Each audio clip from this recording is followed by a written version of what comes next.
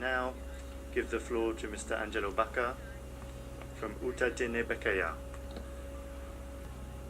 Diné Bikéyah, nonprofit, all Indigenous nonprofit working with Native community members to protect our cultural lands and resources.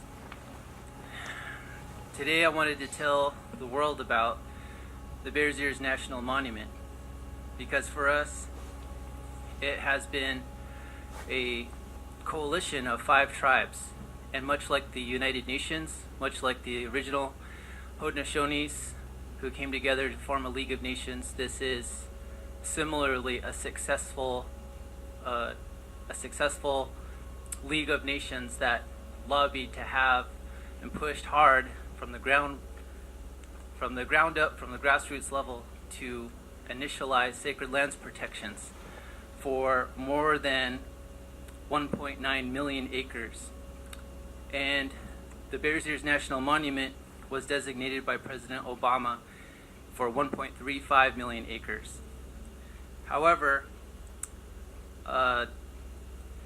there was a reduction of 85% of the land base by President Trump's administration.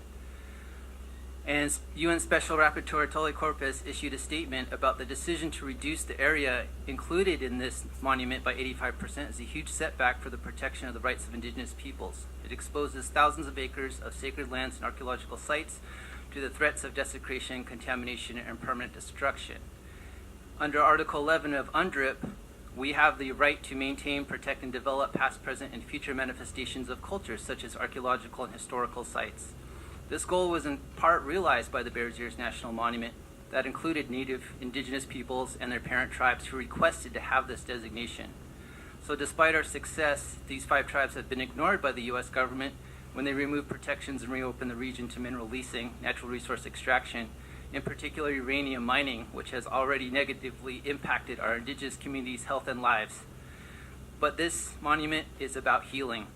Healing for the land, for the people, for all our human and non-human relatives.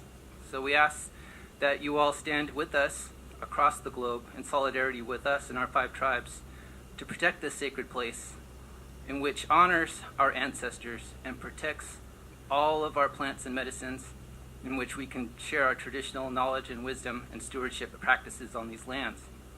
And we also invite the Special Rapporteur to come out and visit us at our Bears Ears gathering in July in 2018.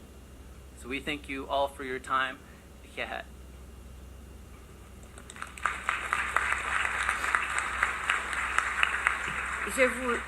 Je vous remercie. Thank you for your statement.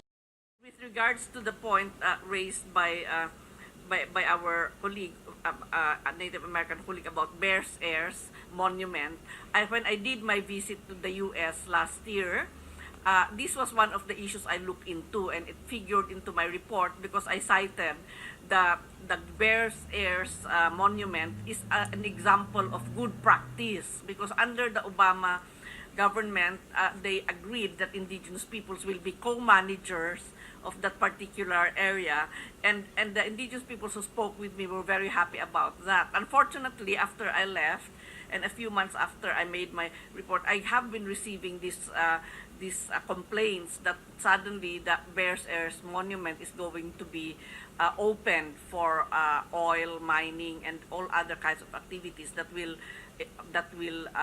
destroy the sacred lands of Indigenous peoples in that particular territory. And I really decry this development, because the sacred groves and sacred protected areas of Indigenous peoples are really one of those which are still very much rich in biodiversity, in forests, in all kinds of lives. And this is very much needed. These are all needed by the world, not just by Indigenous peoples, but the world in general. You know, the kind of ecosystem services provided by the areas protected by Indigenous peoples mainly are really going to be vital in ensuring our continuing survival as people, no? Not just as Indigenous people, but as peoples of the world. So I would certainly hope that this is going to be addressed in the ways in which Indigenous peoples would like the government to stop the expansion and opening up of this area. Finally, I would just like to reiterate my thanks to Guatemala and Mexico. As you know, these are the two governments which sponsored the establishment of my mandate.